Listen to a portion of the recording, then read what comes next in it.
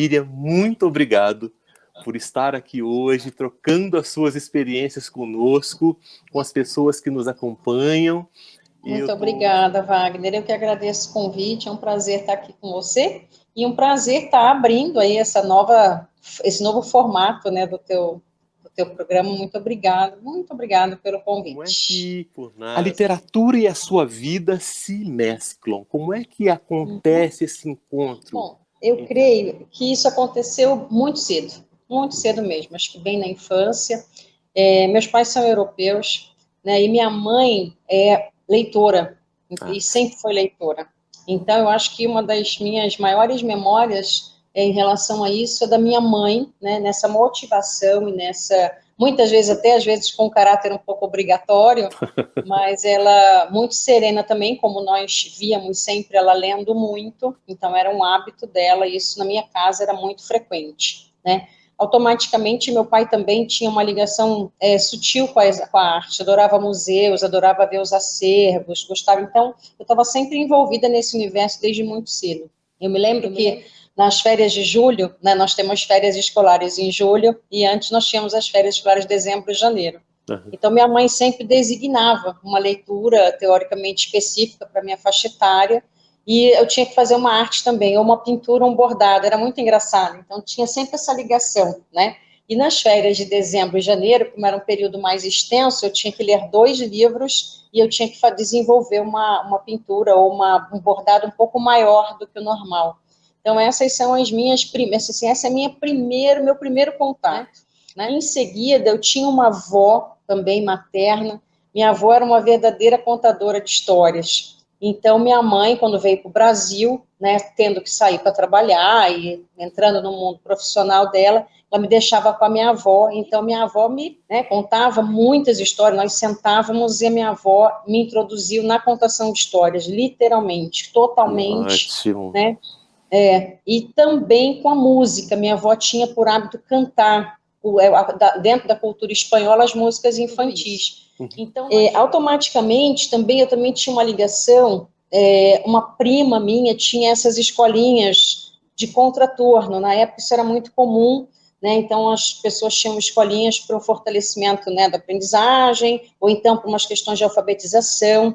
Eu fui uma assídua frequentadora dessa escolinha, por conta de estar na casa da minha avó, enquanto a minha mãe trabalhava. Então, eu ficava aquela escolinha, para mim, era um paraíso. Eu tenho ela totalmente desenhada nas minhas memórias, né? E isso, naquela época, me favoreceu. Para você ter ideia, naquela época, minha mãe foi me matricular na escola, eu entrei no 2º ano, porque eu frequentei essa escolinha desde muito cedo. Então, eu fui alfabetizada, né, pela minha prima, e fiquei naquele mundo ali de aprendizado e de leitura com a minha prima. Quando entrei na escola, eu fui direto. Eu entrei no que corresponde hoje ao 2º ano do ensino fundamental. Naquela época, isso era autorizado. Né?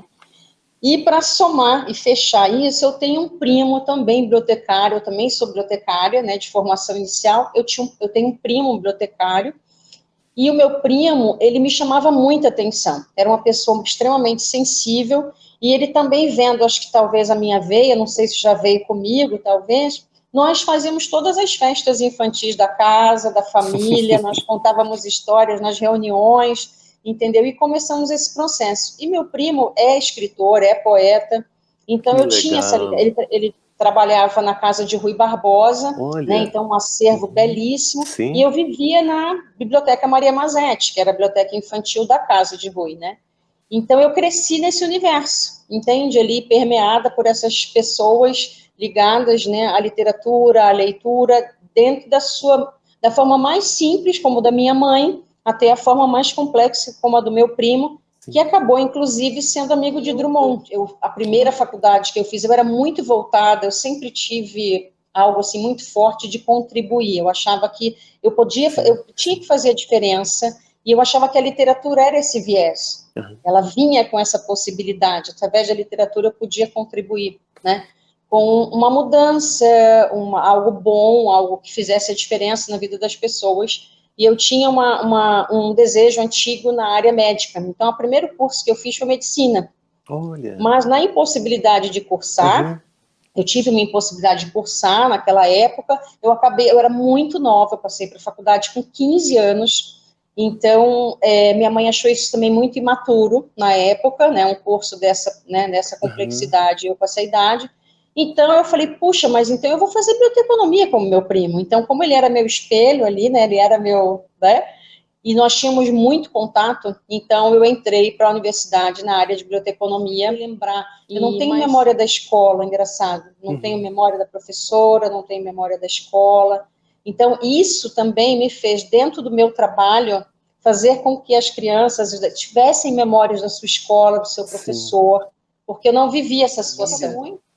A mamãe conversava muito com a gente no término da leitura. Ela dizia, o que você acha? O que você encontrou na leitura? O que você gostou? Né? O que te chamou a atenção? Minha mãe dialogava muito com a gente. Eu lembro que às vezes ela me dava um livro um pouco mais complexo para ler, e eu perguntava, mãe, o que significa essa palavra? Ela lendo na poltrona dela, eu lendo na minha.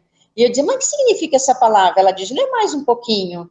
Então, ela me impulsionava a ir um pouco mais adiante para que eu encontrasse o significado sem que ela necessariamente me trouxesse. Então, se eu não conseguisse, ela me direcionava a um dicionário, a uma explicação, mas num primeiro momento ela dizia assim, lê mais um pouquinho, Miriam, para ver se você encontra o sentido da palavra. Um trabalho de mediação quase natural, quase instintivo, fraterno, né? Ali no berço, no seio da família, e que realmente deixa marcas, né? Como que foi para você, enquanto bibliotecária, fazer um trabalho de mediação? Quais eram suas técnicas, suas estratégias? Como é que você fisgava o aluno, o estudante, para estar ali buscando a literatura? Eu entro para trabalhar numa universidade privada, né, com uma grande biblioteca, e eu começo a fazer desse universo, então, esse meu novo universo, uma possibilidade. Né? Eu digo, bom, já que eu não posso... E comecei também a vislumbrar viagens que eu pudesse fazer para continuar meus estudos, trazendo isso para cá, essas oportunidades. Então, eu uso a universidade, na realidade, né, eu trago uma forma de abrir a universidade para a comunidade. Então, não só para os estudantes, né, no caso, a comunidade acadêmica, né, eu abro a instituição para a comunidade em geral. Então, eu começo a desenvolver projetos em que eu abro essa possibilidade de conhecerem acervos, de conhecerem serviços diferenciados. E aí, como eu tinha uma equipe grande, eu vim trabalhar numa biblioteca de uma universidade privada, eu cheguei a ter 24 funcionários na biblioteca. Nossa. Então, nós começamos a sair da instituição e oferecer serviços literários fora, serviço de formação de leitores, serviço de levar a leitura onde ela não chegava. Então, nós criamos um projeto, implantamos um projeto em que ele tinha 3 vertentes, né? Ele tinha uma vertente que ia aos hospitais, que aí era a minha ligação ainda, que eu gostaria muito que ela se mantivesse viva, né? Então, como é que você pode mudar um pouco a vida daquelas pessoas que estão ali em internações, não só os pacientes com suas dores, né? Mas os seus familiares com dores físicas e emocionais, né? Então, nós passamos a levar a leitura para esses pontos dentro do hospital, um hospital muito grande. Nós começamos por o setor de oncologia, de hemodiálise, setores mais difíceis, né? E nós vimos que isso era muito, muito benéfico, né? Trazia resultados muito satisfatórios. E, inclusive, nós começamos a aumentar essa atuação, então conseguimos um psicólogo para a equipe, que pudesse nos orientar com algumas situações um pouco mais difíceis em relação a alguns pacientes específicos, né? E passamos a levar, então, essa literatura, essa leitura periódica para esse hospital. Ficamos, acho que 2 ou 3 anos assim. Nós fizemos um segundo viés, que era para as empresas, né? Essas pessoas que passam o dia inteiro nas empresas, seu horário de almoço, como é que seria? Então, nós levamos um acervo para lá, para essas empresas credenciadas, mas eu falava, não é só levar o acervo, vamos de quando em quando em encontros onde eu pudesse ter um compartilhamento das experiências. E isso era fantástico. Então, ali eu explicava sobre o universo literário, que tipo de literatura, quais são os gêneros que eles gostariam, né? Que tipo, necessidades da família. Então, nós começamos a criar as caixas estantes muito específicas para aquela empresa. Né, quando era uma empresa hoteleira para a região do hotel, quando era uma empresa de construção, na construção civil, e aí também as necessidades de cada funcionário em relação às suas famílias, ou seja, a literatura não estava só dentro da empresa no horário de intervalo ou de almoço, ela ia para casa, essas obras eram emprestadas, inclusive obras para os filhos, né, para os seus cônjuges, etc. Então, esse foi o segundo viés. E o terceiro viés, eu consegui, através de um aluno na universidade, porque eu já era docente na universidade, eu consegui um ônibus, ele tinha uma ligação aqui na cidade muito forte, eu consegui um ônibus e transformei, eu ganhei um ônibus da dengue, eu me lembro. Que então, nós transformamos esse ônibus num ônibus biblioteca, né? E começamos a levar só para situar, perdão te cortar, mas só para situar as pessoas, você está onde hoje? Qual a cidade? Na região de São José do Rio Preto, mas eu fui morar numa cidade bem pequena chamada Mirassol, na época. Isso há 30 anos, né? E, poxa vida, eu me lembro que eu não tinha cinema. Né? Isso para mim foi muito sério. Né? Eu falava, meu Deus, como é que eu vou fazer? Né? Eu vou ficar esperando um filme chegar aqui quanto tempo, né? Então, hoje não existe essa dificuldade aqui, mas na época existiu. Né? E eu vinha da Biblioteca Nacional, vinha da Vale, eu trabalhava na Vale, a antiga Vale do Rio Doce, hoje Vale, né? E trabalhava na Biblioteca Nacional no setor de referência. Então, eu trabalhei muitos anos vendo as necessidades das pessoas, né? O que elas buscavam, né? Tipo de informação elas buscavam. E aí, então, essa terceira vertente, ela funcionava indo para lugares onde a literatura, às vezes, não chegava, os livros não chegavam. Então, comunidades um pouco mais afastadas, escolas sem biblioteca. E nós ficamos com uma agenda muito grande, menina, foi uma loucura. Então, o ônibus saía com seu alvará, semanalmente, né, com essa equipe. Então, nós tínhamos equipe interna, que trabalhava dentro da universidade, e eu tinha uma equipe externa para projetos. Então, isso para mim, eu sempre trabalhei assim, eu sempre gostei muito de trabalhar com projetos e comunidade. Então, nós ficamos muitos anos com esse projeto. Então, esse foi um primeiro caminho, assim, que eu estou te demonstrando, que é longo, né? São vários. E depois, como na assessoria de leitura, esses trabalhos todos foram chamando muita atenção. Então, eu fui sendo convidada para ministrar um curso breve para professores, né, proferir alguma palestra em algum movimento que fosse realmente salutar nesse sentido, e aí eu comecei nesse movimento, né, até algumas escolas falaram, fica comigo, e aí começamos esse processo de assessoria literária, né, para montagem de projetos, aí eu comecei a trazer escritores para cá, junto com as editoras. E é mágico, né? Mágico. Com certeza. Então, trabalhei com muitos escritores nacionais e alguns fora. Eu me lembro que, recentemente, até publiquei sobre isso, que meu encontro com Mia Couto foi algo, assim, muito especial. Muito especial. Né? Eu fui designada para trabalhar num evento com ele aqui, e foi algo, assim, muito profundo para mim. Eu imagino. Então eu fiz percorri esse caminho entre dar essas orientações todas nas escolas, implantar isso e tentar trazer também, Wagner, a questão da leitura em voz alta. Para mim isso sempre foi muito forte. As crianças ouvirem alguém lendo, entende? Uma boa leitura, de uma forma pausada, e que isso as motivasse a seguir. Então, em todos os lugares que eu passei, eu fui implantando leitura em voz alta. Todos. Que vida, que exemplo, que modelos e que riqueza, né? Eu fico encantado com isso, porque eu acho que você expande os horizontes, né? Quando você diz, estou dentro de uma universidade, mas a gente abre as portas.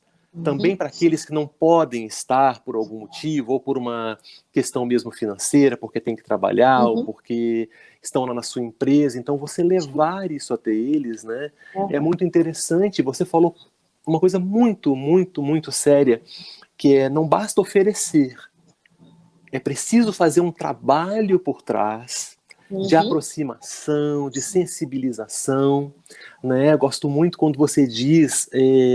contar histórias oralmente, né? Esse poder da palavra, porque a palavra ela nos aquece, ela nos acolhe, ela cria esse casulinho, né, de conforto, e a gente traz essas memórias para o decorrer da nossa vida, e são esses momentos que ficam e que vão nos aproximando do livro enquanto objeto.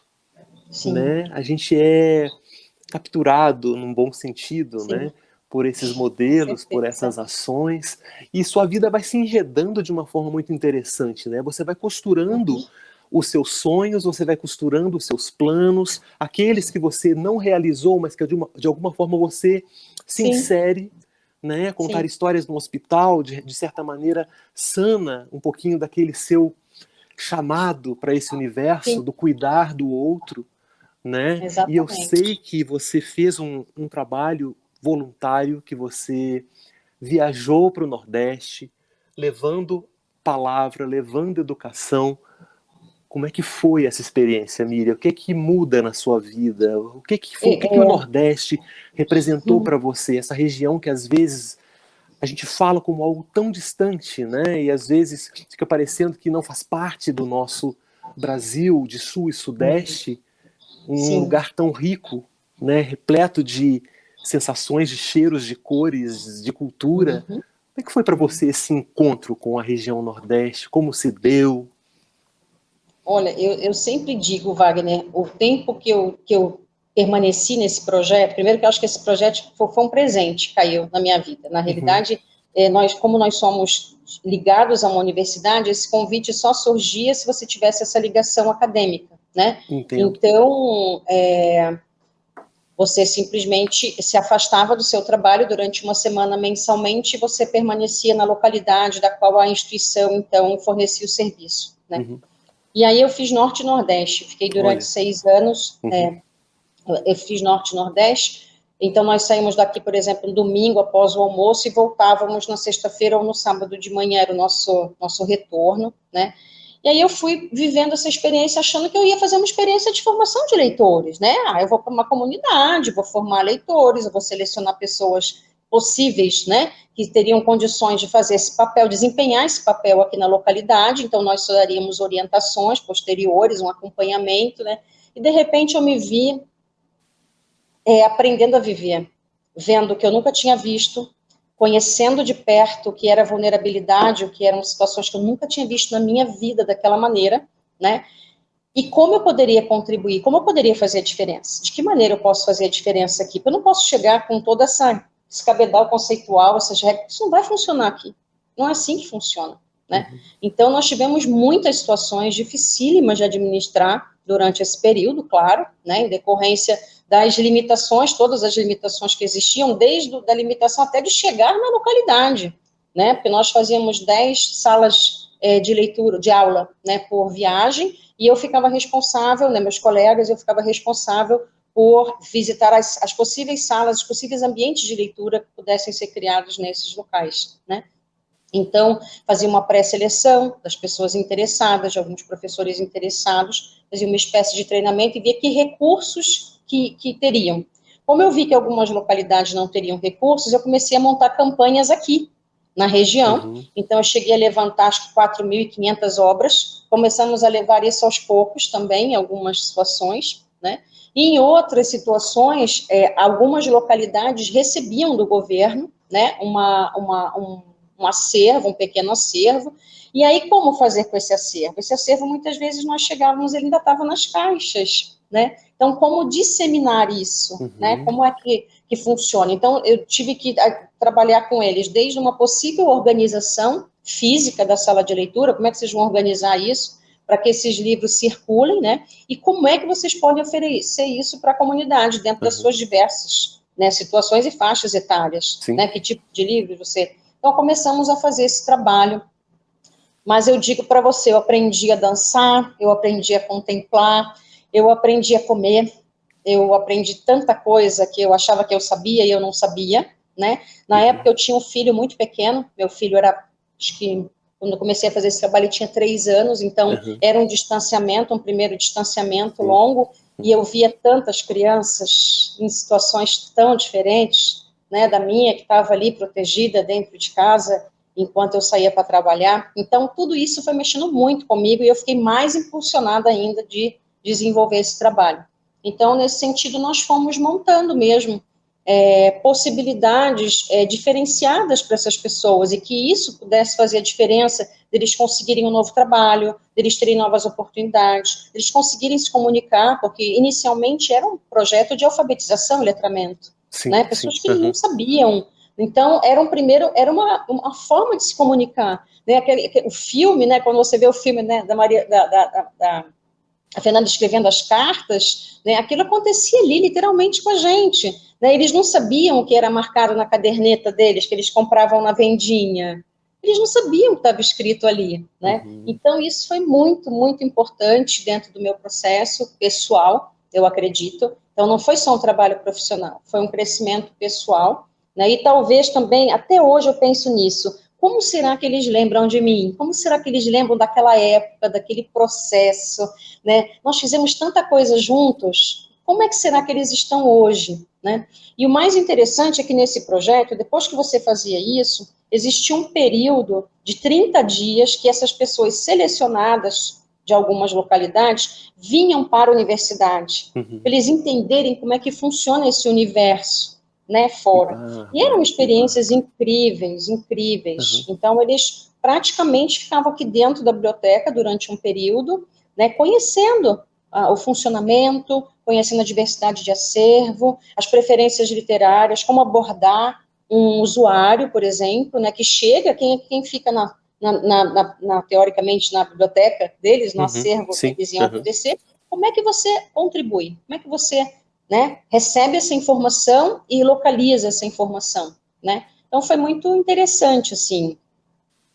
Foi um processo muito complexo, complexo demais, demais. Mexe realmente com o nosso interior, né, com a nossa forma de ver o mundo e de ver as possibilidades que a literatura nos oferece, né? Sim. E como a literatura pode entrar nesse campo da compaixão, como a literatura pode entrar nesse campo, né, de autoconhecimento, né? Foi ali, eu acho que talvez um dos primeiros momentos em que eu tive mais fortemente um insight de que era preciso fazer alguma coisa. No hospital, acho que era pouco.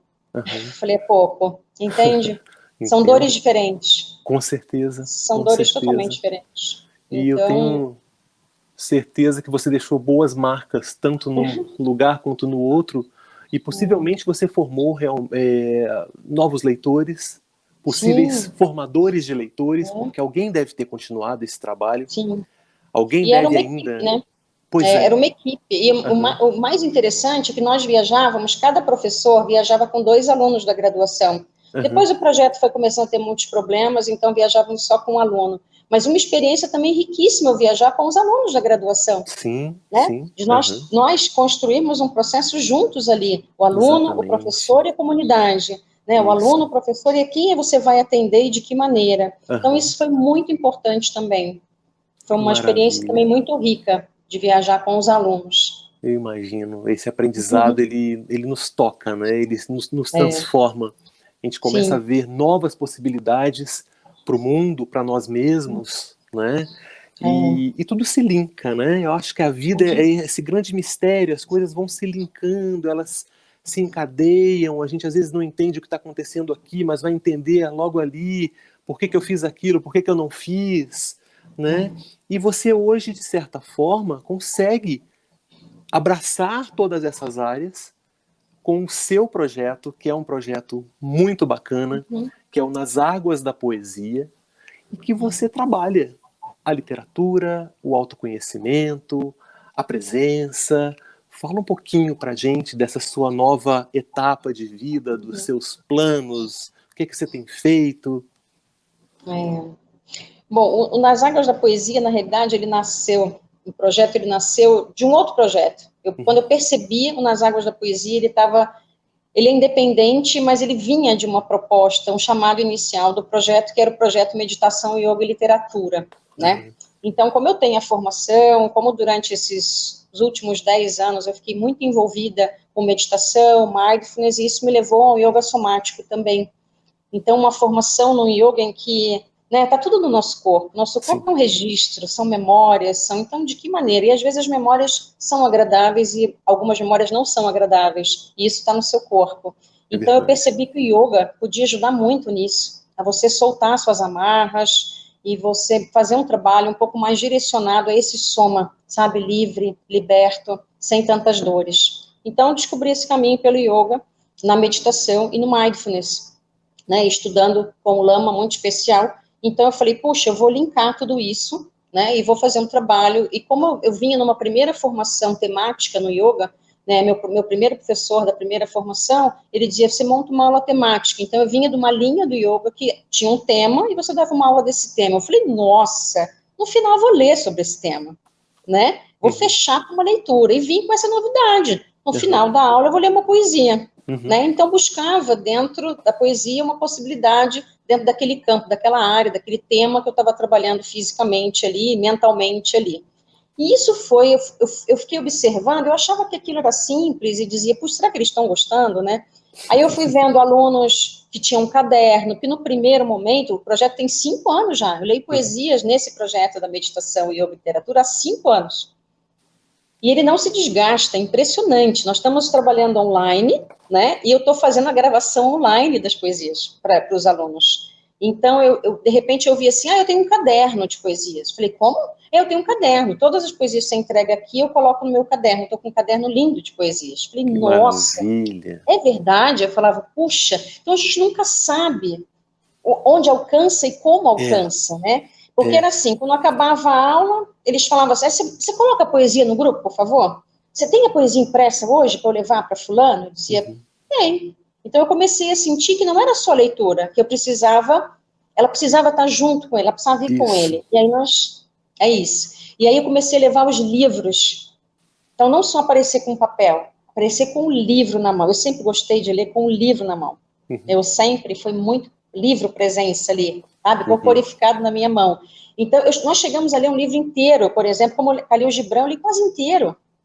Eu digo, olha, essa temporada vamos ler Khalil Gibran, essa temporada vamos ler fulano, essa temporada, e às vezes eu leio específico, que são muitos anos já.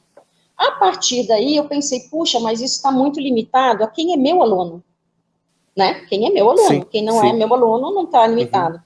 E aí, em contato com algumas instituições de idosos, né, a partir de um segundo contato também faço parte de uma rede voluntariada de histórias para idosos, falei, puxa, e cientificamente comecei a ver trabalhos relacionados à poesia e à demência, poesia, o mal de Alzheimer, falei, puxa vida, né, se nós desenvolvêssemos um trabalho, né, dentro da universidade que pudesse fazer isso. Mas ele precisa ter um primeiro ponto, né? Ele precisa ter um ponto de partida. Então, o primeiro ponto de partida, a primeira etapa é essa. Nas Águas da Poesia nasce criando um acervo de poesias. Esses vídeos podem ir para qualquer lugar, eles estão disponíveis. A poesia agora está ainda impressa também, eu digito a poesia, e eu estou tentando agora encontrar alguém para transformar isso em libras e ter um terceiro recurso, tornar ainda mais inclusivo. Maravilhoso. A partir de 2021. E aí ele vai seguir, ele tem várias etapas, e que as pessoas comecem a esperar Nas Águas da Poesia todo sábado. Eu tenho pessoas assim, eu estou esperando para tomar café. Que delícia. Entendeu? Estou esperando para tomar meu café. Né? Meu café é com poesia. Eu falei, é isso.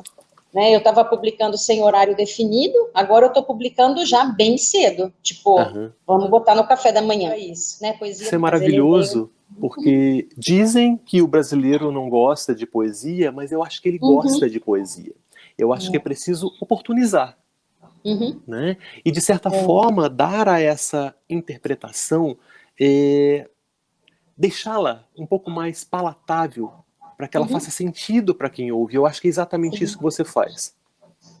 Você, fazendo a sua interpretação, você deixa essa poesia palatável para quem recebe, você coloca nela o seu sentimento, e fatalmente eles recebem. E é por isso que eles anotam, é por isso que eles gravam, é por isso que eles querem de novo, né? E é por isso que eles vão continuar lendo poesia. Isso claro, lá nas águas do oceano. Minha marca de trabalho é oceano, né? Maravilhoso. Então, coloco nas águas, que ele vá por aí, entendeu? E vai. Pelas águas do oceano, que ela circule até que a gente consiga ter um acervo razoável, né? Isso. E tenho convidado alguns, agora estou até convidando escritores, poetas locais, inclusive já estou com algumas poesias já na fila aqui, que também se impulsiona muito, incentiva, né? Não só escritores e poetas já consagrados, então estou nessa linha também de trazer gente, né, nova, local, né, poetas contemporâneos, que estão um pouco mais... Então isso também é bem interessante, eu estou curtindo muito fazer essa seleção, uma seleção deliciosa. A vontade daquele momento, a sensação daquele momento, a imagem daquele momento é o que funciona. Né? Eu digo que o simples é mais. ele toca, né? Ele se aproxima.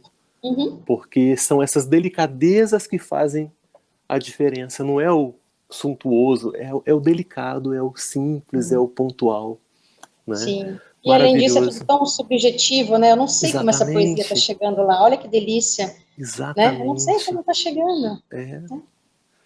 Miriam, para a gente fechar a nossa conversa, deixa uma mensagem para as pessoas que estão nos vendo, um recado, fale como elas podem te encontrar. O que você gostaria de deixar para o nosso público de pais, de mães, contadores de histórias, escritores, poetas? Certo.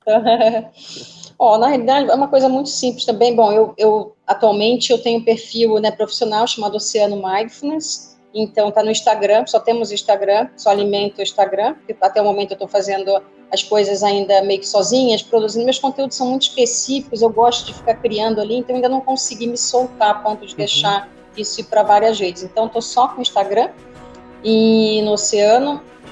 E assim, a mensagem que eu tenho é muito simples. Em meditação, a gente sempre diz isso, né? A técnica de meditação, o que é um treinamento, né? Você vai de novo, de novo e de novo. E eu digo que a leitura é isso. Leia, leia, leia. Entendeu? Todos os dias um pouquinho, diariamente um trecho, entende? Triste, alegre, criativo, usando todas as suas emoções também do dia, entendeu? Busque a sua literatura, busque o seu caminho literário. Por isso que nas Águas da Poesia é bem diverso também em relação aos poemas que a gente está selecionando. Então veja o que te chama atenção, mas construa também a sua literatura, né? O que você gosta, o que você busca, a partir daí. Então leia, leia, leia, leia. Né? E se porventura tiver o chamado, leia para alguém. Maravilha. Leia para alguém. Bravo. Sempre tem. É verdade. Tá bom? Miriam, muito obrigado pela sua presença, por essa energia tão agradável que nos faz respirar mais leve. Que gostoso ouvir sua história. Que maravilha de projeto. Que você tenha muita felicidade nos seus caminhos. Que você continue fazendo isso. Que você continue oportunizando esses espaços de contato, de palavra, de afeto, de autoconhecimento. Todo o sucesso do mundo para você. Muito obrigado. Imagina, eu que agradeço. Doado parte do seu tempo. Eu sei que você tem uma vida muito corrida, mas muito contente de ter tido essa oportunidade. Para vocês que nos acompanharam, fica aqui o meu muito obrigado. Voltaremos em breve com mais uma conversa, com outro convidado especial aqui no nosso Experiências Literárias. A vocês, meu grande abraço. Até a próxima.